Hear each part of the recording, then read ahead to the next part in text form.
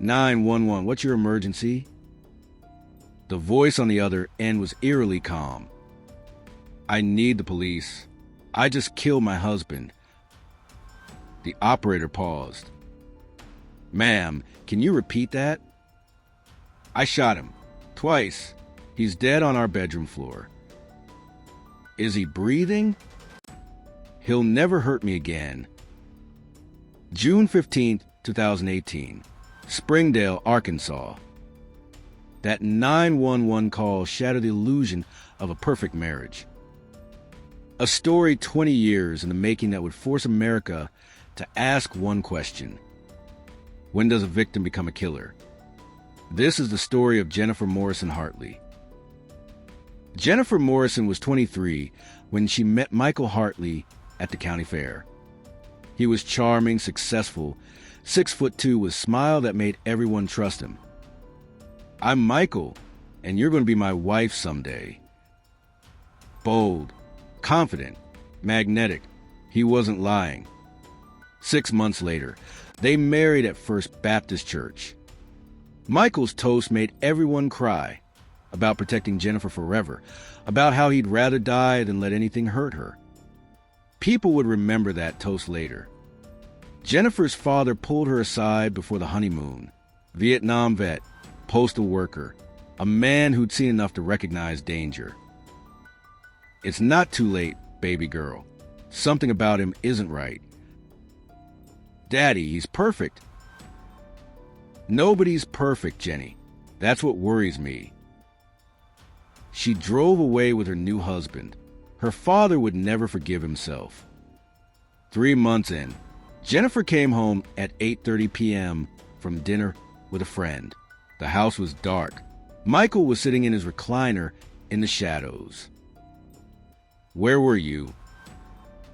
I told you, dinner with Amy. No, you didn't. His voice was flat, cold, wrong. The argument spiraled. He stood, backed her against the wall. His hand shot out, grabbed her arm. Not a touch, a vice grip. You don't go anywhere without telling me. Understand? The next morning, breakfast in bed. He was crying. I'm so sorry. I love you so much it scares me. My mom left when I was 7. I have this fear everyone will leave. Please, Jenny, I'll get better. She forgave him. It was just one time. But it wasn't. By month 6, constant phone calls, mileage checks, consequences. By year 1, her friends stopped calling. Her parents stopped seeing her after Michael accused her father of poisoning her against him. By year 2, the bruises became routine. A shove that cracked a rib, a backhand that loosened a tooth, always followed by tears, apologies, promises. To everyone else, Michael Hartley was perfect. Salesman of the year, little lead coach, church volunteer. Mike Hartley? That man would give you the shirt off his back. The walls were thick. The screaming never carried. The years blurred. Different excuses. Same bruises. Same apologies. Same fear. Broken bones explained away.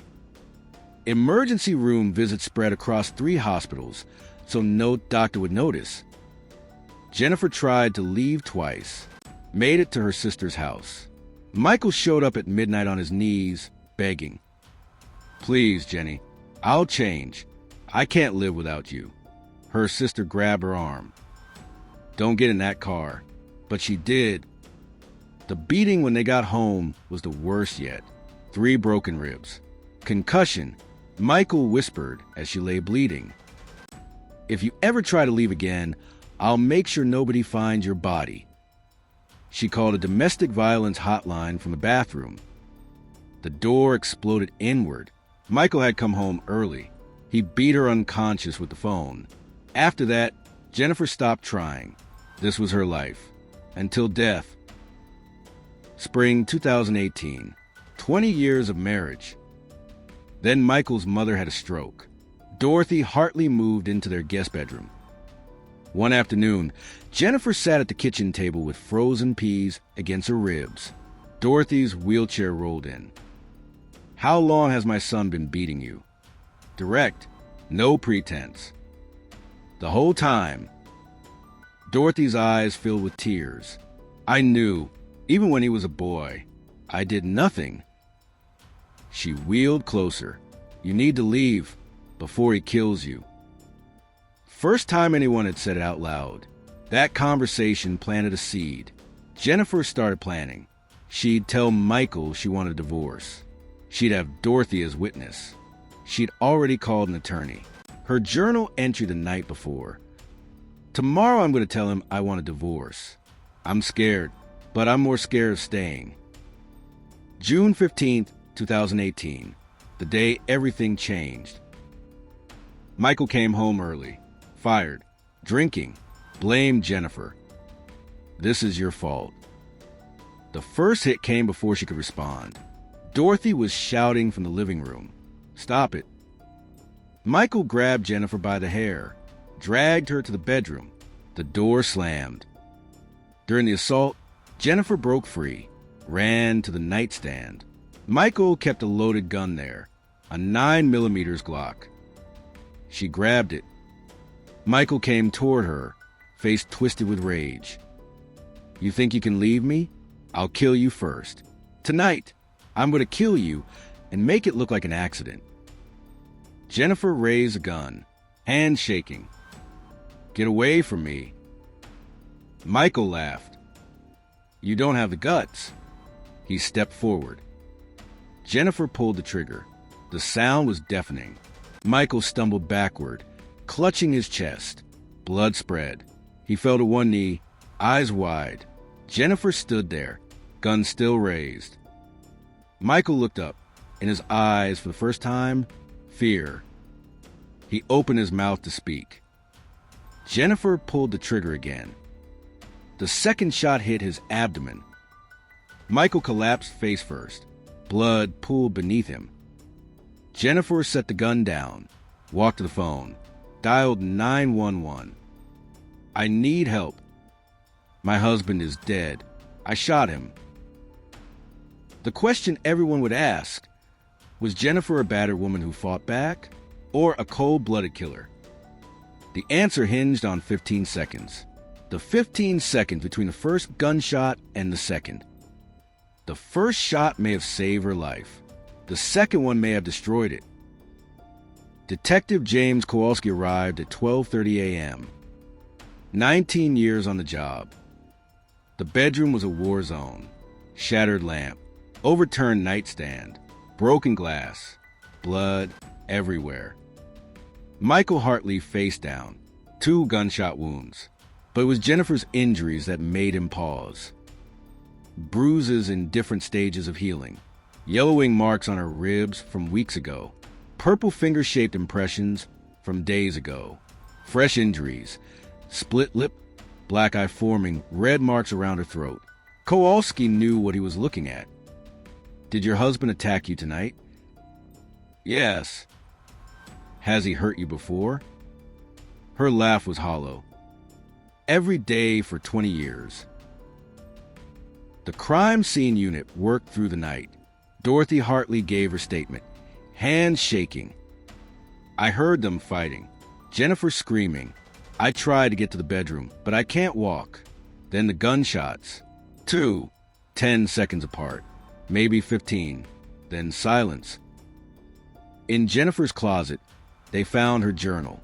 Officer Chun, part of the crime scene unit, read entries from the journal aloud Kowalski, her voice cracking with emotion. "March 2003, he broke 2 of my ribs because I bought the wrong coffee. October 2011, I think he's going to kill me someday. June 14th, 2018, tomorrow I'm going to tell him I want a divorce." This case was different, but the law didn't care about different. The law cared about 15 seconds. 3 a.m. Jennifer waived her right to an attorney. "Walk me through what happened." She spoke in a monotone, Michael came home drunk, fired, angry, hit her, dragged her to the bedroom. He had his hands around my throat. I couldn't breathe. Then he let go for a second. I grabbed the gun. Then what? I turned around. He was coming at me. Said he was going to kill me. Make it look like an accident. What did you do? I shot him. Once. Tears filled her eyes. He fell, but he was still moving, still conscious, still looking at me with that rage. I thought, if he gets up, if he takes his gun, I'm dead. So I shot him again. How much time between shots? Seconds. 10 maybe. Kowalski leaned back. This was the moment that would make or break everything. Why didn't you run after the first shot? She looked at him like he'd asked why she didn't fly. Because 20 years teaches you something. The most dangerous moment is when you think it's over. That's when they come back harder. I wasn't taking that chance.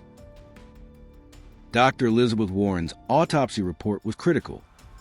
First shot, entered chest, slightly downward angle, punctured his lung, disabling, extremely painful, but not immediately fatal. Second shot, entered abdomen, steeper downward angle, severed his femoral artery, fatal within minutes. Time between shots, 8 to 15 seconds. The first wound, Michael could have survived. The second wound, he couldn't. The prosecution would seize this. The first shot stopped the threat. The second shot killed him. Self-defense or execution. By morning, Springdale split down the middle. Michael's co-workers set up a memorial. Mike Hartley was one of the good ones. But Jennifer's co-worker Patricia told reporters, "We all knew she was being abused. We saw the bruises."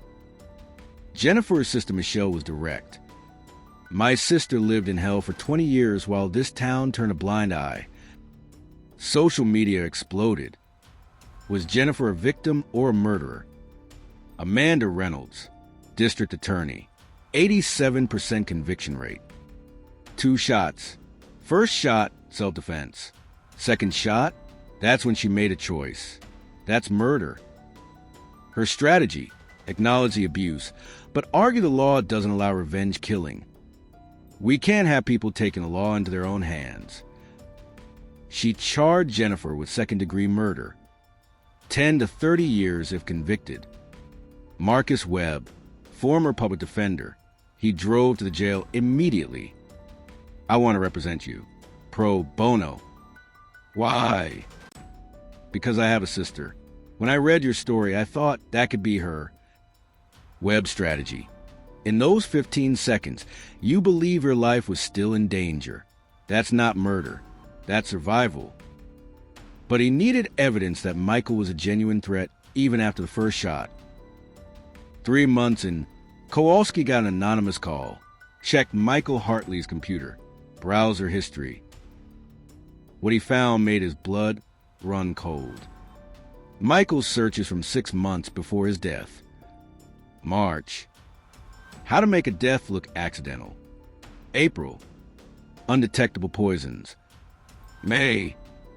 Life insurance policies for spouses. June 10th, 5 days before his death. How to provoke someone to attack you /self-defense laws Arkansas /what happens if wife kills husband. 2 weeks before his death, Michael increased Jennifer's life insurance to $500,000. She hadn't known. He'd also taken out a policy on himself, $750,000, with Jennifer as beneficiary. Why would an abuser do that? Unless... Kowalski called Webb immediately.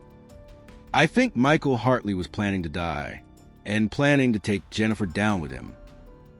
A chilling possibility emerged. Michael was losing control. His mother witnessed abuse.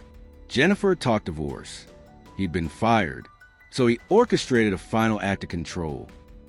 Provoke Jennifer to kill him. She'd be arrested, charged, even claiming self-defense. The second shot would convict her. She'd go to prison. He'd die, but he'd win. Total destruction. The life insurance was part of it. Convicted of murder, she couldn't collect. Acquitted, she'd get the money, and guilt would destroy her. Either way, he'd haunt her forever. It sounded insane, but the evidence supported it. Webb brought the theory to Reynolds. Michael orchestrated his own death to destroy Jennifer. Reynolds was skeptical, or he was planning to kill her and make it look accidental. Then why search how to provoke an attack? No answer, but she refused to drop charges. One more discovery. In Michael's desk, a letter dated June 14th, one day before he died. Instructions: only open if something happens to me. If you're reading this, I'm probably dead. Jennifer probably killed me. I know she's planning to leave. If she kills me, don't let her get away with it. Don't believe her lies about abuse. I've never laid a hand on her. Make sure she pays. Webb smiled when he read it. This proves he was setting you up. He wrote this the day before he died. He knew what was coming. This wasn't premonition. This was premeditation. Reynolds saw it differently. This proves Michael knew his wife was dangerous. Same evidence. Opposite interpretations. Trial, April 2019. But 3 days before trial, a woman walked into the police station. My name is Rachel Moore. I was engaged to Michael Hartley before Jennifer, and he almost killed me too. What the jury didn't know yet would change everything.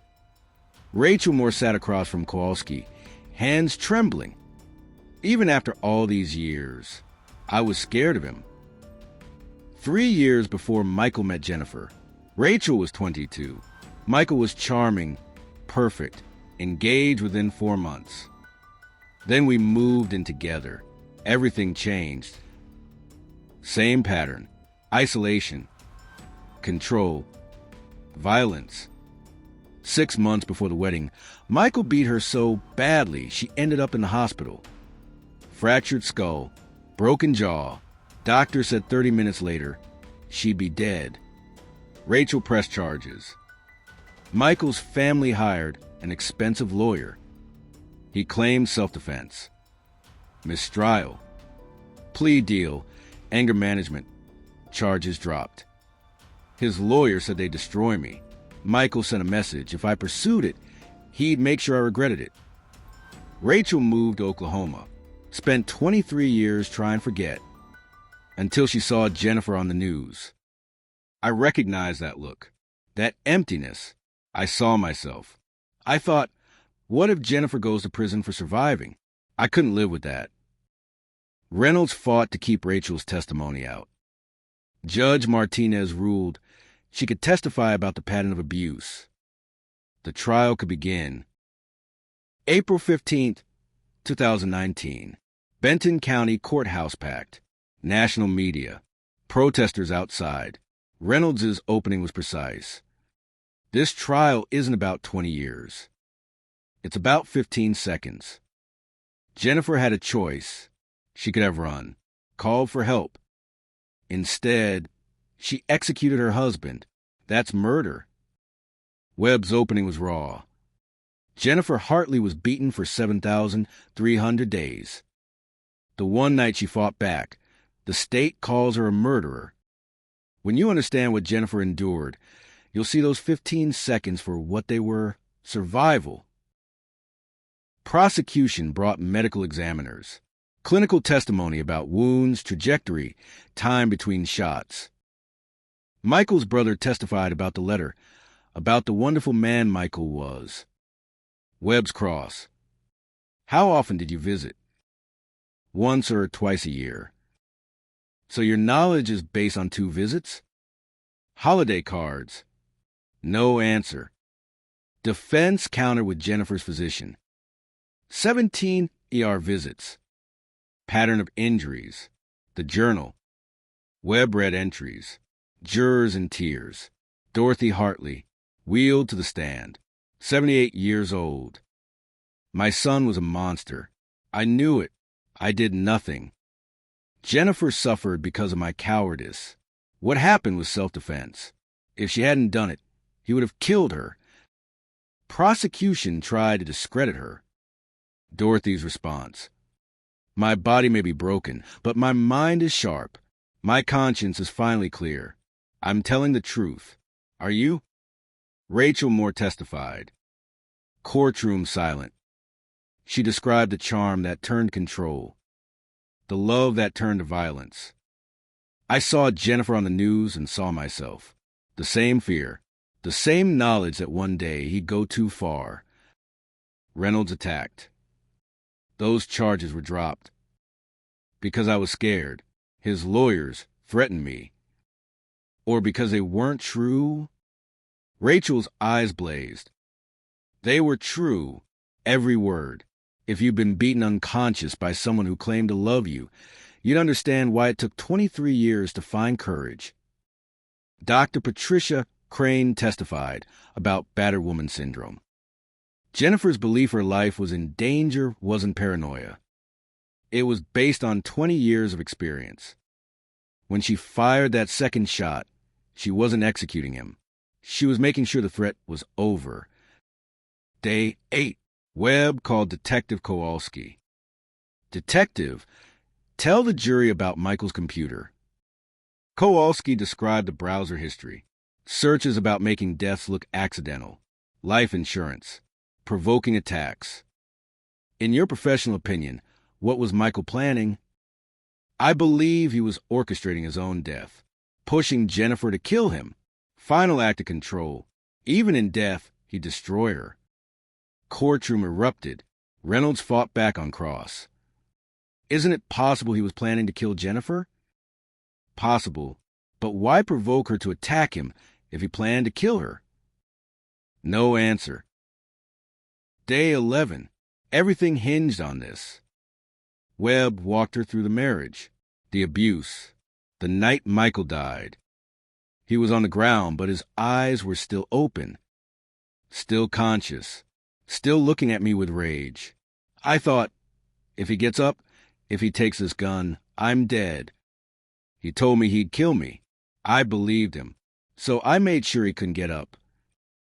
Do you regret killing your husband? Long silence. I regret it came to that. I regret I didn't leave sooner. But do I regret being alive? No, I don't regret surviving. Reynolds's cross was relentless. You shot him once. He fell. You could have run. You could have called 911. You made a choice. You chose to shoot him again. Jennifer's composure cracked. Tears streamed. I chose to live. After 20 years of being his punching bag, after being told I was worthless. Yes, I made a choice. I chose me. I chose to survive. And I won't apologize for that. Jury deliberated 11 hours over 2 days. June 3rd, 2019. Decision. On the charge of second-degree murder, we find the defendant not guilty. Jennifer gasped. On the lesser-included offense of voluntary manslaughter, we find the defendant guilty. The jury found middle ground, extreme emotional disturbance, but the second shot crossed a line. Voluntary manslaughter, 3 to 15 years. 2 months later, Judge Martinez's decision. Jennifer spoke. I don't expect anyone to understand living in fear for 20 years. The night I killed my husband, I was thinking, I want to live. I want to be free. I don't feel joy he's dead. I feel relief, but I'm alive. Judge Martinez. Mrs. Hartley, I sentence you to 10 years. Jennifer's sister gasped. However, I am suspending the sentence. You will serve no additional jail time beyond the 14 months already served. 5 years supervised probation. 200 hours community service. The circumstances are extraordinary. You suffered unconscionable abuse. Multiple systems failed you. This court will not compound that failure. Mrs. Hartley, you are free to go. August 23rd, 2019. Jennifer walked into sunshine, free.